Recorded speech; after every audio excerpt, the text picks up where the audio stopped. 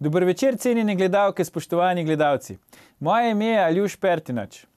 Cerar, etiketa oziroma etika pa taka. Slovenska tiskovna agencija je včeraj poročala, da je svet zavoda Celjske bolnišnice, v katerem ima Cerarjeva vlada večino, za novo direktorico imenoval 48-letno zasebno podjetnico Margareto Guček-Zakošek iz Šmartnega v Rožni dolini. Gospa je bila poslanka SMC in državna sekretarka na Ministrstvu za gospodarstvo, a je leta 2016 iz osebnih razlogov odstopila z položaja, v državni zbor pa se ni vrnila. Sedaj je očitno dobila nagrado. Matej Lahovnik je ob tem pronicljivo tvitnil, da gre za še en primer strategije last minute all inclusive v deželi, kjer vladata Cerarjeva etika in morala. Mi dodajamo, ima se, može se. Vi pa gledate oddajo VV Faktor. Resnica boli, komentarji še bolj. Danes bomo za vas komentirali. Tonin vodi NSI. Komu se ob tem bolj smeji? Janši, Šarcu ali kar obema? Zakaj je šlo? Za puč ali menjavo generacij? V zadnjem delu oddaje pa, ko potone Pletna. Južnokorejski turisti izkusili Bled na neobičajen in nepričakovan način. Ljudmila Novak, zdaj že bivša predsednica NSI in nesojena mati naroda, je sredi prejšnjega tedna poskrbela za precejšnje presenečenje, ko je krmilno palico stranke nepričakovano prepustila Mateju Toninu, vodji poslanske skupine. Komu se ob temu bolj smeji? Janši, Šarcu ali kar obema? In ali je šlo za puč ali pa vendarle za menjavo generacij, bomo komentirali z odličnima poznavalcema politične scene in našima stalnima komentatorjema. Magistrom Bernardom Brščičem in Sebastianom Jeretičem. Toplo pozdravljena. Dober večer. Jaz predlagam, fanta, da začnemo na začetku. Najprej bi vaju vprašal, ta rezultat, ki ga je dosegla Ljudmila Novak na predsedniških volitvah, je bil slab, bi moral biti boljši? Kaj vidva pravita? Jaz mislim, da je bil realen. Gospa si je domišljala, da je njen domet drugi krog oziroma celo sposobna potem v drugem krogu premagati Boruta Pahorja. Jaz mislim, da so jo taki diletanti v njeni stranki, kot je namestnik direktorja vladne službe za zakonodajo, gospod Janez Pogorelec, napačno motivirali, ji v bistvu njeno domišljavo še spodbujali. Dejansko gospa ni imela realnih možnosti in gre za pravzaprav tudi testiranje dometa stranke tam med 5 do 10%, prej bližje 5%, tako da mene pravzaprav ni nič presenetilo. Moram reči, da se mi je zdela njena odločitev za kandidaturo napačna in da je imela v stranki, po mojem, zelo slabe svetovalce, oziroma da so te svetovalci imeli neko skrito agendo, ki se je verjetno zdaj prejšnji teden udejanjila. Se pravi, se ti zdi, da so umetno dvigovali pričakovanja, da so potem lahko bili toliko bolj razočarani, kot teh pričakovanj ni izpolnila? Tako, da se je zgodila noč dolgih nožev.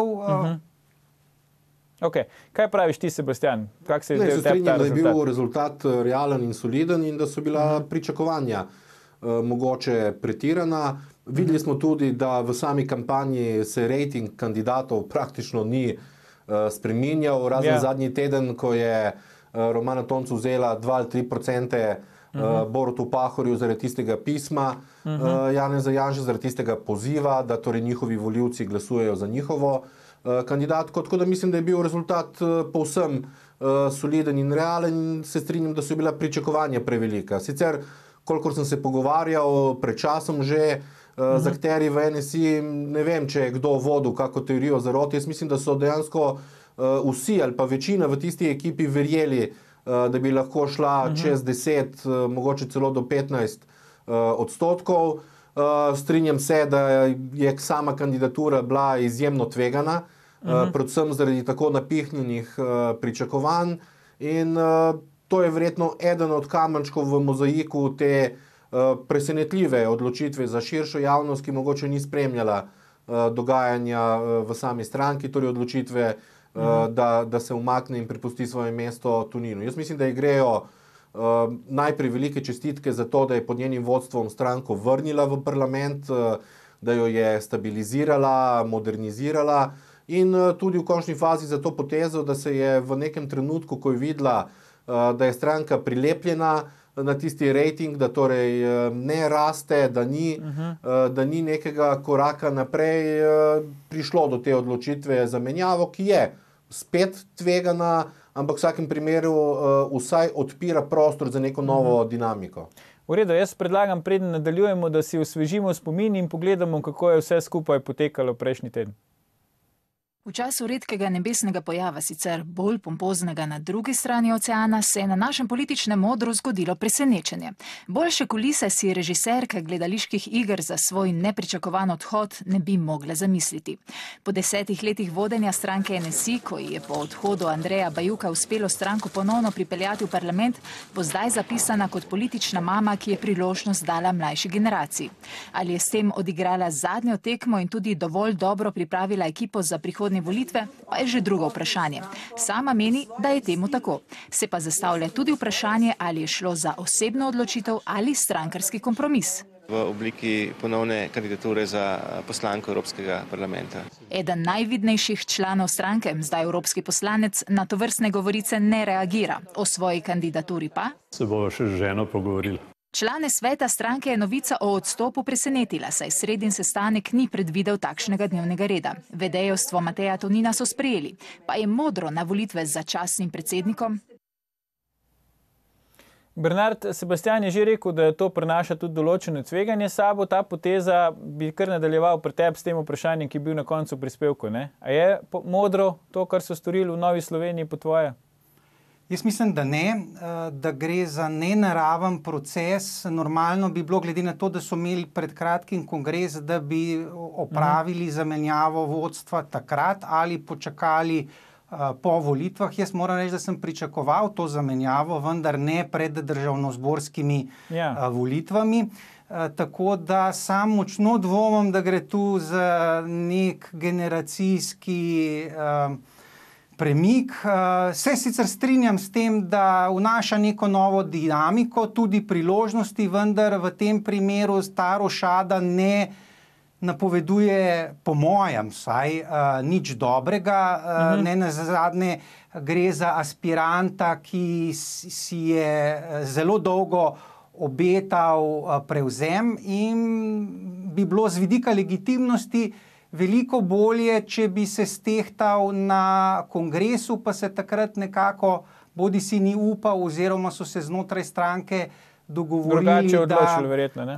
Tako da sam mislim, da to ni najbolj modra poteza. Tudi kadrovska rešitev se mi ne zdi oportuna. Sem prepričan, da imajo v Novi Sloveniji tudi modrejše, preudarnejše politike, čeravno pa nisem nikoli bil ne njihov volilec, ne član stranke, tako da jim to prepuščam presojo, ali je vodja te mladoturške skupine v NSI primeren sami stranki. So že morali oceniti, da je to primeren čas in da se obeta preboj Novi Sloveniji na državozborniških volitvah. Ja, verjetno so res tako ocenili, čeprav očitno vsaj nekateri so bili v NSI precej presenečeni nad tem nepričakovanim odstopom. Recimo, če pogledamo, Anton Tomažič, vidni član NSI, je imel par dni prej v Večeru intervju, kot lahko vidimo tudi v tem tweetu, in očitno ni imel pojma o tej menjavi. Je napovedoval recimo v tem intervjuju, da Ljudmila ne gre nikamor. Tako da očitno res vsi v stranki niso vedeli, na nek način ni šlo tako za programirano odločitev. Zakaj po tvoje, Sebastian, se niso odločili za ta scenarij, kot ga je zdaj tudi omenil Bernard, da bi recimo to medijsko pojavnost raztegnili na en mesec, pa šli v nek kongres in z vsem pompom ustoličili to, čemur je rekla gospa Novak, da mladi generaciji predaja žezlo. Zakaj recimo so se odločili za relativno hitro zamenjavo, tako rekoč čez noč? Jaz mislim, da je glavni razlog ta, da so želeli speljati zadevo elegantno, brez vmešavanja zunanjih dejavnikov. Če bi zadevo razpletli na cel mesec, bi seveda prihajali napadi od zunaj, medijsko brskanje po raznih vprašanjih in mislim, da so dokaj elegantno izpeljali zadevo navzven in da so tudi medijem to predstavili dokaj kvalitetno, našli so neke ustrezne argumente, tako da sem malo bolj pozitiven do te njihove poteze. Nova Slovenija ima seveda velike ambicije. Jaz mislim, da dokler je absolutni vladar na desnici Janez Janša, sicer bodo morali te ambicije malček počakati, podobno kot recimo v 90-ih letih, ko so imeli socialni demokrati ambicije, ampak dokler je vladal Janez Drnovšek, ni čisto nič pomagalo pri temu. Kot sem rekel, ta poteza je tvegana, predvsem je tvegana za Tonina, ki dviguje pričakovanje 10%, seveda ni enostavno doseči v nekaj mesecih, če ne drugega pa daje stranki nek nov zagon, tudi neko medijsko pojavnost, ki že sama po sebi lahko prispeva. Jaz mislim, da so odločitev temeljili tudi na analizah, ki kažejo, da je stranka stabilizirana in da je njihovo volilno telo, ki je ostalo, dovolj zvesto. Da bo ostalo ne glede na to, kako se bodo odločili, in štartajo zdaj bodisi na bonus, ki bi jim lahko prinesla ta sprememba že letos, ali pa na neko dolgoročno perspektivo.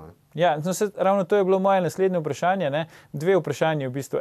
Obe si že nekako načel, tudi ti, Sebastian. Skratka, prvo je ta občutek, v bistvu, da stvari niso fair, to, kot si tudi omenil, ta odnos SD oziroma ZLSD, LDS. Koliko je ta občutek recimo resničen, koliko je pa to posledica nekih zakonitosti, ki vladajo v političnem prostoru, se pravi odnos NSI, SDS in ta hegemonija na desnici. In drugo vprašanje, glede volilnega telesa, to, kar si tudi ti že načel, vendarle se zdi, vsaj meni recimo, da ta volilna baza, ki je zdaj volila NSI, so bile bolj, bi rekel, kakšne, stare mame z podeželja, medtem ko Tonin vseeno vendarle verjetno štarta na kakšen drug profil volivcev, ali se motim? Najprej, kar se tiče tistega občutka, razumljiva je vedno frustracija manjših strank.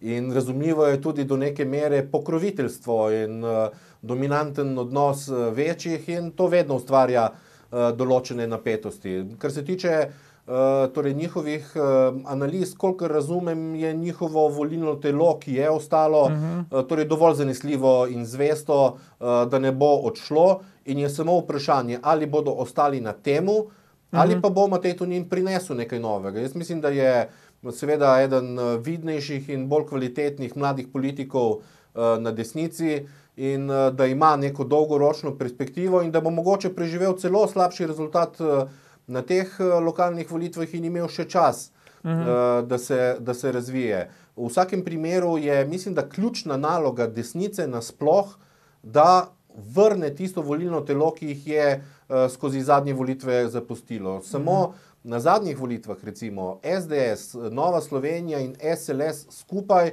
so izgubili od 150 do 200 tisoč volivcev. In mislim, da je glavna naloga desnice, da to volilno telo povrne, in tega ne more narediti samo SDS, sploh zaradi tega, ker lahko pričakujemo izjemno umazano kampanjo, še posebej kampanjo mainstream medijev do SDS-a, in je zaradi tega tudi za njih nujno, da druge stranke mogoče povrnejo to volilno telo. Delno lahko to naredi Nova Slovenija, delno vrnitev recimo SLS-a Marka Zidanška, mogoče SNS-a Zmaga Jelinčiča v parlament, ali pa vstop neke druge nove stranke, ki bi bila pripravljena koalirati z SDS-om. Ok, Bernard, preden gremo na oglase, bi te prosil, če lahko v minuti približno, koga po tvoje bi lahko Tonin pritegnil, ali ti misliš, da bojo bolj ostali na teh pozicijah, na katerih so zdaj, ali mogoče šli še niže? V bistvu so postali že tako žlahtna stranka, še žlahtnejša s Toninom. Sam ne delim tega optimizma Sebastianovega, namreč politik, ki je zagotovil Milanu Kučanu pokojnino, je na desnici mrtev. Beri moje ustnice, gospod Tonin nima svetle prihodnosti v Sloveniji, kajti stigma Kučanove pokojnine ga bo spremljala celo kariero. Prepričan sem, da volivci desnice ne odpuščajo takšnih napak v narekovajih. Bi pa rekel, da je apropo odnos SDS-NSI. Ja. Tle je neka velika zabloda strani NSI-ja, ki se vleče tja v čase SKD, velike krivice, ki naj bi jo Janez Janša povzročal SKD-ju in NSI-ju, se pravi ta njegova hegemonija, kot da Janez Janša sedi na nekih 20-25%, ki naj bi pripadali Novi Sloveniji. Da bi se jih morali bolj pravično razdeliti. Čista zabloda, ne gre za nikakršno sedenje, gre preprosto za problem, da gre za stranko, ki je po svoji orientaciji, če smem uporabiti neologizem, dolomitska stranka, se pravi verolomna stranka. Tukaj pri dolomitih se moramo ustaviti, nažalost boš lahko nadaljeval po oglasih. Vrnemo se po oglasih, ko bomo nadaljevali debato z našima komentatorjema.